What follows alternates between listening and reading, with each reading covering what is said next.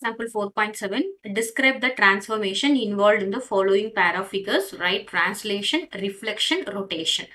So first நம்ம எடுத்துக்கிட்டோம்னு வச்சுக்கோங்களேன். இங்க என்ன நடந்திருக்குன்னா, இந்த பக்கம் இருக்கிறது அந்த பக்கம் அப்படியே ரிஃப்ளெக்ட் ஆயிருக்கு. ஸோ ஒரு லைன் ஆஃப் ரிஃப்ளெக்ஷன் நம்ம வரைஞ்சோம்னு வச்சுக்கோங்களேன்.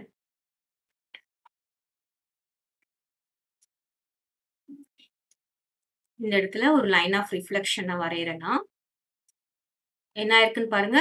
இங்க இருந்து இங்க என்ன டிஸ்டன்ஸோ அதே தான் இங்க இருக்கிற டிஸ்டன்ஸ். இங்க இருந்து என்ன டிஸ்டன்ஸோ அதே தான் இங்க இருந்த டிஸ்டன்ஸ். ஆனா என்னது உல்டாவா மாறி இருக்கு. அப்போ இது என்ன சொல்றோம் அப்படின்னு பார்த்தோம்னா ஃபர்ஸ்ட் ஃபிகர் இஸ் ரிஃப்ளெக்ஷன்.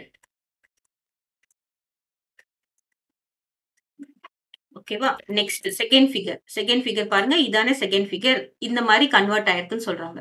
நான் என்ன பண்றேன்னா பாருங்க, இந்த மாதிரி ரொட்டேட் ஆகும்போது இந்த மாதிரி கன்வெர்ட் ஆயிடுச்சா?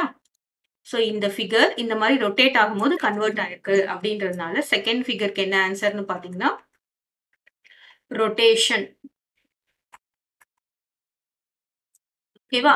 நெக்ஸ்ட் தேர்ட் ஃபிகர் பாத்தீங்கன்னா இட் இஸ் ரிப்பீட்டிங். இதுல இதே மாதிரி தானே இதுவும் இருக்கு.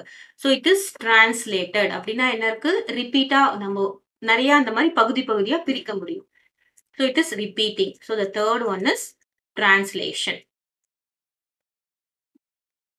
அப்படியே ஒரு ஃபிகர் என்னவா இருக்கு? அதே மாதிரி ஃபிகர். ஆனா ரிப்பீட்டேட்டிவா அதே பேட்டர்ன்ல இருக்கணும்.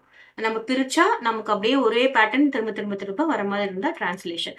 So first one is reflection, rotation and translation.